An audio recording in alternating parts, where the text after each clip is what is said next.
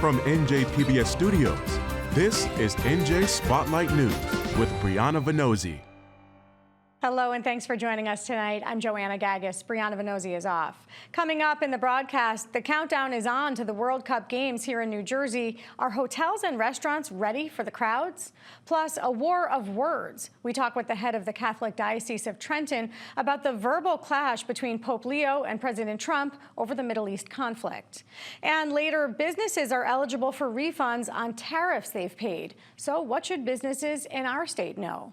But first, New Jersey has a new congresswoman. Representative Analilia Mejia was sworn in by Speaker Mike Johnson on Monday evening, only 4 days after winning the special election in the state's 11th congressional district. Mejia handily defeated Republican Joe Hathaway by about 20 points, although the last of the mail-in ballots still have to be counted. Mejia took the oath of office surrounded by her family and other members of New Jersey's Democratic caucus, and then delivered her first speech on the House floor. Amid recent resignations on both sides of the aisle, Mejia's formal swearing in brings the total number of Democrats in the House to 213 compared to Republicans' 218, which does include one independent who caucuses with the Republicans. In her first remarks before Congress, Mejia chose to highlight her immigrant roots and her commitment to working people in her district and the nation. Take a listen. I join you today with a message delivered by the people of New Jersey's 11th congressional district, but echoed nationally. Stand up. Defend, restore not only our democracy, but also a just economy that actually works for working people. Governor Mikey Sherrill is asking the federal government to help cover the costs of the deadly blizzard that hammered the state in late February. That storm brought record-level snow in many parts of the state, dumping 24 inches in less than 24 hours in some areas, and it contributed to the weather-related deaths of 12 people. Sherrill is joined by most of the state's congressional delegation in her calls for federal support, starting with our 2 U.S. Senators, Cory Booker and Andy Kim, as well as 7 members of the House, 6 of them Democrats, and Republican Jeff Van Drew. They're urging President Trump to unlock FEMA aid, noting that the cost in damages to the state is estimated to exceed $100 million. That's according to New Jersey's Office of Emergency Management. But FEMA aid has been tied up in the bitter funding battle on Capitol Hill, as lawmakers still haven't reached an agreement on how to fund ICE, which, like FEMA, falls under the Department of Homeland Security. There's been no response to the letter as of yet from the Trump administration. Coming up, we hear how New Jersey's restaurant and hotel industry is preparing for the World Cup crowds and how they feel about the proposed sales tax increase during the games. That's next. Major funding for NJ Spotlight News is provided in part by NJM Insurance Group, serving the insurance needs of residents and businesses for more than 100 years.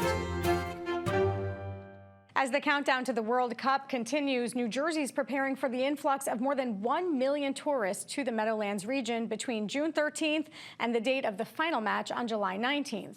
Democratic Senator Paul Sarlo has proposed a bill to hike the sales tax to a whopping 9.6% during the tournament to cover the costs of hosting the global event. That 3% tax increase would apply to retail goods, food, and more, and a 2.5% sales tax increase would be added to hotels. While critics of the plan say that driving up costs could discourage fans from spending their time and money in the Garden State. Daniel Klim is president and CEO of the New Jersey Restaurant and Hospitality Association, and he joins us now to talk it all through. Dan, great to have you on the show. Thanks for being with us. Thank you for having me. Let me just first ask you, how are restaurants and hotels preparing for this influx of people through this kind of 1-month period? So we're trying to get them as much information as possible. The association this week just launched a campaign called New Jersey Home of Hospitality, where we can provide resources from all over the state to prepare our restaurants, our hotels, our hospitality groups for this influx of people, not only for the World Cup, but also for America 250 in South Jersey. We're expecting, hopefully, people come over from Philadelphia for the World Cup games there and for the Major League Baseball All-Star game. So we've got a lot going on, and our job as an association is to make sure that we provide our members and the industries with as many resources as possible. Is there a projected number of what the economic impact could be or is expected to be for your industry in particular? We haven't seen a projected number for hotels, restaurants, and hospitality groups, but we know the overall economic region. We're looking at anywhere from $3 to $4 billion. And we're hoping that trickles down throughout the entire state. So someone who comes here and goes to a game at the Meadowlands will also take advantage of what the shore has to offer, or amusements like Maury's Piers down in Cape May. We want them to be able to experience the whole state. Have restaurants in particular, and we can talk about hotels as well, but are they pre-hiring for this? I would imagine that they're going to need to bolster staff and they're going to need to make sure that they can handle the crowds.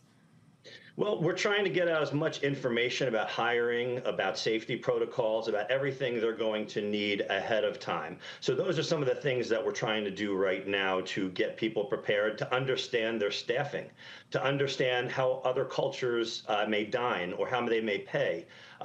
We want to make sure that they have enough food, so we're working with a lot of our distribution partners on recommendations there. So there's a lot of information, including workforce, that we're trying to get out in this short amount of time, but we're trying to get it out ahead as early as possible to give people as much time that they need to cover all the things that they're going to need to cover for these events. Let me ask you about this sales tax issue. We see this bill floated. I've spoken with Republicans on this show who say this is a terrible idea. We're going to discourage people from coming here, from spending here. What does your industry, your association, have a position on whether or not this 3% sales tax increase is a good or bad thing? Well, we're very concerned about it right now because that 30-mile radius around the Meadowlands does touch a significant part of the state. But it's not just a tax on the visitors who are coming here. It's a tax on the residents who are here as well. It's a tax on the businesses, too. And so there are underlying costs, too. For example, when the sales tax goes up, there's credit card fees that are going to have to be paid for with processing. That's on the backs of the small business owner. And an independent restaurant right now is making less than a 3% margin on their profits as it is. So we don't want to see this tax go through. We want to be competitive in the regions between Philadelphia and New York. We want people to come and spend their money and see all the great things we have to offer in New Jersey. So we don't want to look at additional taxes on our small businesses. Yeah, let's look at the hotel tax in particular, because that would be a 2.5%. And just put into perspective for us some of the taxes and fees that already exist for someone booking a hotel room here in New Jersey. Well, you've got all the basic service fees, but then you add this additional fee that inflates the amount of money that somebody's going to have to pay for a room. And that's going to be on par with Philadelphia or New York. It's going to be the same. We're not competitive in our pricing. So we want to create incentives that allow people to stay here, to dine here, to shop here, and to be a part of the New Jersey culture that we all love. Is there any, in your mind, any kind of carve out? Let's say you live in New Jersey, you get to show your ID and you don't pay the tax. Or do you think all across the board this just makes us less competitive and this potentially drives folks to New York, to Pennsylvania? Well, I think it makes us less competitive because we're doing this with less than 60 days till the opening, and I don't know how we could carve out residents or how we could change payment systems and do all those things that this is proposing in such a short amount of time. Yeah. Let me just switch gears quickly. We've seen a whole lot of ICE activity here in the state of New Jersey, and we've seen reporting that it's in particular impacting restaurants. And I just want to get a sense from you if you're experiencing from your members worker shortage or any other workers not coming to work or having been removed from the job. Are they feeling the impacts of this, and how are they dealing with it? We have not gotten reports in our offices about this being a continuous process. We have heard isolated incidents over the past maybe year, but we are not getting a lot of information in our office about activity in restaurants. Do you have any concerns whatsoever that restaurants and hotels will be able to staff, will be able to bolster that work supply, the workers that they need in this critical period? That is the hope, and that's why we're trying to provide as many resources as possible to get staffing levels up to where they need to be. I just worry that if we do have an additional tax on them and people go to the other states to enjoy the games, we won't need those extra workers. So the goal is to make sure that we have adequate staffing across all levels of our industries. And no concerns about ICE activity during that time potentially impacting staffing? Well, I think there's always a concern. It's just a matter of making sure that we can be supportive for any restaurants that reach out to the association to give them the information they need. All right. Daniel Klim, New Jersey Restaurant and Hospitality Association, thank you so much. Thank you very much for having me. There's still a lot of uncertainty around the U.S. and Iran reaching an agreement to end the conflict in the Middle East. The deadline of the ceasefire and the timing of future negotiations has been a moving target in recent days. In the meantime, the conflict has drawn the attention and criticism of Pope Leo, who's the first U.S.-born head of the Catholic Church. President Trump responded by chiding the Pope, and after an exchange of messages, the president posted to social media a now deleted AI image of himself as Jesus, prompting swift backlash from members of the faith community. I'm joined now by Bishop David O'Connell, who leads the Catholic Diocese of Trenton. Bishop, thank you so much for being with us today. My pleasure. The Pope has said that the world is being ravaged by tyrants and that the Catholic Church takes the side of the humans involved. I'm going to ask you a philosophical question. How does the Church define whether a war is a, quote, just war? Well, over the centuries, the Church has developed a tradition, a theory, a teaching, which is referred to in moral theology as the just war theory. And it's a series of principles that the Church puts forth that should be met before a war is considered to be just. Can you give me a few of those? Yeah, go ahead. Yeah, I can give you a couple of those. War is considered to be a serious evil, never a good. And the starting point for any consideration or discussion has got to be a presumption against war. There's got to be a just cause. In other words, it's got to be effectively restricted to defense. And there should be some proportionality. The harm that is caused by war must be weighed against other harms that might be present. There's got to be a legitimate defense that's ordered toward peace. There's got to be some expression of charity and concern for the enemy. And there are some limits on preventative war and a role for international authority. There's no such thing in the Church's teaching as a punitive war in the way that some older theories say. Okay. With all of that and some of the things that the Pope has come out and said in some of his messages, the president has responded by calling the Pope weak on crime. Does the Church have a moral obligation to be tough on crime or to support that position in light of everything you just laid out? Well, to be honest with you, when the president made that comment, I was baffled by it. I don't know how he would know that. The Pope has never been in a position, either as Pope or as Cardinal or as Bishop, where he had any responsibility for dealing with crime per se. And so that really, I thought, was a claim that didn't have much foundation. I think that the president expounded on that by saying that, no one should want a world in which Iran has access to nuclear weapons, justifying the U.S. action there. But I just want to ask how you would characterize the Pope's response to the messaging that the president put out about him. Well, I would like to say this first.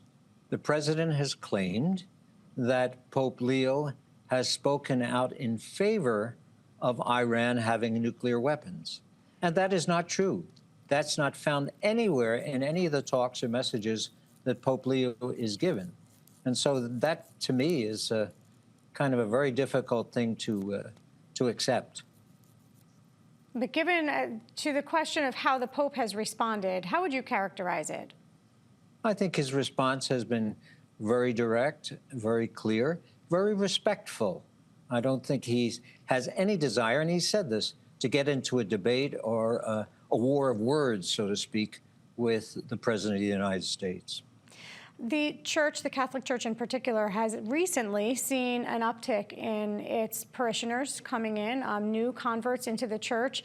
And I'm not asking you to speak for any church beyond the Catholic Church, but it certainly wasn't just Catholics who reacted when they saw the president post this image. He says that he thought it was him as a doctor because he says he heals people and he helps people get better. What is your response and the response of your diocese to seeing that image? Well, I don't know what the response of the whole diocese is, but my response was, that's a ridiculous thing to say. He obviously, or whoever generated that, obviously was trying to portray the president in a Jesus role. And that's what that picture represents. To me, I just think it's ludicrous. I have to ask you, again, kind of a more philosophical question. As we see the church weigh in on conflicts between the U.S. and other countries, and this isn't the only time the church has weighed in. Here in the U.S., does the separation of church and state still exist as the Founding Fathers first envisioned it, Thomas Jefferson first kind of outlined it? Yeah, I think it does. And I think we make an effort to be very respectful of the state and its positions. But there is a clear separation between the two outlined in our foundational documents in the U.S., and I think we try to be respectful of that. I know the church has said that it doesn't take a partisan position. The Pope has said that as well. But it has, the president has accused the church of becoming too liberal. Is there any partisan position here as you see it, or any type of language from anyone within the Catholic Church that has been partisan? You know, I'm not exactly sure what that means, that the Pope or the Church have become much more liberal. But I will say we make a concerted effort, I know that I do, to avoid any kind of political entanglements. And the Pope has said that himself. He doesn't want to get involved in any politics. He preaches the gospel, and he's going to continue to preach that gospel, no matter how it's interpreted by political figures or political people. I want to quote him a bit. The Pope said that he has no fear with neither the Trump administration nor speaking out loudly about the message of the gospel, and that the dignity of every human, the loss of life, suffering of the innocent are tragedies. Where do you believe, does the church believe, this conflict should go from here? Well, the Pope is speaking as the universal shepherd, the universal leader of the church, and he's speaking with a moral clarity.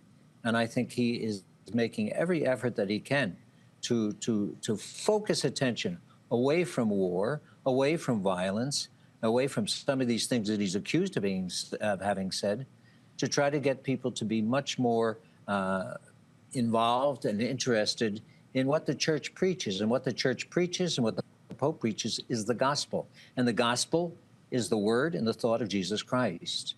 And the Pope is the vicar of Christ. You know, I just have to ask you, as people hear the church speaking out as this moral compass, this moral leader, there are critics who say, look, the Catholic Church has failed to be a moral leader over the years with the way that it's handled the sex scandals that have plagued the church. How do you respond to that? Well, I think there are, over the history of the church, not just in recent years, but over the history of the church, times when there have been moral failures. You're dealing with human beings, and I think that has to be kept in mind when you talk about things like the sex abuse crisis, terrible crisis, a terrible blight on the church's experience, especially in more recent years. And so the church is making every effort at this point to try to address that, try to be transparent, and try to correct that. All right, we have to leave it there. But Bishop O'Connell, thank you so much for your time today. Bishop down there in Trenton, the diocese in Trenton. We appreciate it. You're most welcome.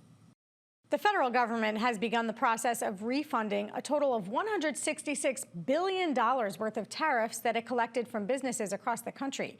Now, those tariffs had been imposed by the Trump administration on imported goods under an Emergency Powers Act. But the U.S. Supreme Court ruled in February the tariffs were unlawful because only Congress has legal authority to impose them.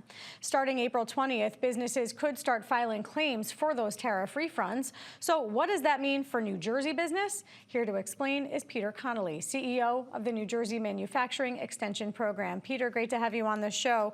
I know your organization helps small to medium-sized manufacturing business access resources and develop skills to grow. I want to ask you, when it comes to these tariffs, first, who is eligible for them? So if you're an importer, is who is eligible. So when you look at the large companies of Walmart's and Kohl's, they are an importer of goods. They are eligible. and only importers are. So if you're a small, medium manufacturer, you're usually dealing with an importer to bring in your materials. The importer is the one that is eligible, not a small, medium business. So how many of those businesses exist here in New Jersey? Let's start there. So there's 10,000 small, medium manufacturers in New Jersey. But of those big importers? Those big importers, you have Amazon, it depends on where they're located. To be honest, it's not going to trickle down to your mom and pop, your small, medium manufacturer in New Jersey yet. They have to work through their importer to get a refund. We're going to talk about that trickle down because that's a layered issue. But just when it comes to those businesses that are eligible, what amount are they able to claim? Has the federal government clarified? Is it simply the amount that they paid? Is there a limit or a cap? There's uncertainty there. It just got rolled out yesterday.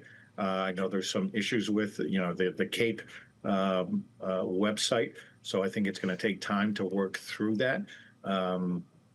So who knows? I mean, as tariffs got instituted, there was also uncertainty on how it got implemented, what percentage it was, what country it was. And so small, medium manufacturers had a tough time deciphering in the beginning of what actual tariffs were going to be imposed on them. And that's why they work through import companies. I want to talk about that trickle-down piece that you laid out. When we look at this, really, those importers paid it, but it trickled down to, as you said, small to medium-sized businesses, and then eventually on to the consumer. So, first question, do we know if any of these importers are going to be passing on some of those refunds to the smaller businesses? And then we'll get to the consumer side. That is yet to be seen, whether the importers will pass that down. That each company has to work with their importer. So there are some companies that imported themselves, small companies, and they would be eligible. But if they went through an import company, they would have to work through them. And there's some very good import companies, and I'm sure that that's going to work, but it will take time. As an organization that represents these small to medium-sized businesses, do you hear of any of them saying they're going to be demanding those types of refunds from their importers? They can try to demand, but it's going to take time. I mean, we're 1 day into this. Yeah. We're a day and a half into this. So it's going to take time to figure that out. We've seen just a couple reported statements from some businesses that I want to highlight. FedEx, for one, says that it plans to return money to its consumers. I don't know how it plans to roll that out or how it plans to calculate, but at least there's a verbal commitment there. And then Costco says that it plans to, I guess, give back in a way by lowering prices for consumers. Not everyone's satisfied with that. Do you anticipate that there could be some class action lawsuits from consumers to those bigger businesses saying, hey, we want a piece of this? Absolutely. Absolutely. But again, I'm going to use timing. The administration is also looking under Section 301 to impose tariffs again on a different way instead of doing it the way they did again. So I'm going to keep going back to the term uncertainty. That's what affects small, medium manufacturers is the uncertainty in the market. And you see that in Wall Street. Just look at gas prices. It's up and down in some uncertainty. What are you hearing from the businesses that you represent in terms of that new attempt from the Trump administration to impose tariffs through the new rule? Can we expect legal action here? I think you will, but you're not going to see it from small, medium manufacturers. You're going to see that from the bigger boys, the Amazons, the Costcos. You're not going to see the small businesses unless somebody like the National Association of Manufacturers, NAM, or the Chamber of Commerce of the U.S. starts to pick that up and help them. But, I really see it being more of the big boys. This is obviously $166 billion. It's a big number, nothing to sneeze at. That's a huge number.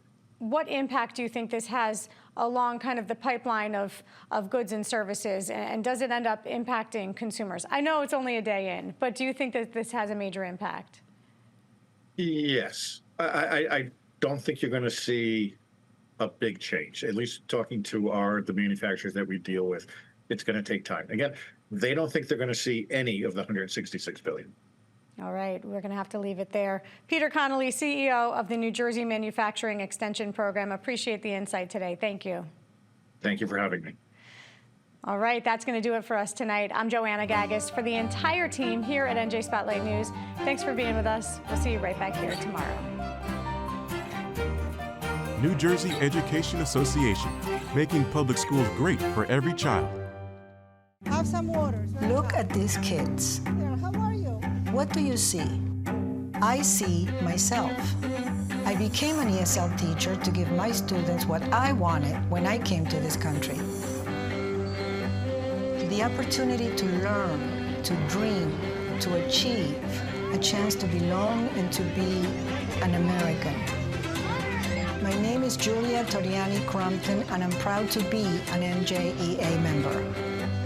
NJM Insurance Group has been serving New Jersey businesses for over a century. As part of the Garden State, we help companies keep their vehicles on the road, employees on the job, and projects on track. Working to protect employees from illness and injury, to keep goods and services moving across the state. We're proud to be part of New Jersey. NJM, we've got New Jersey covered.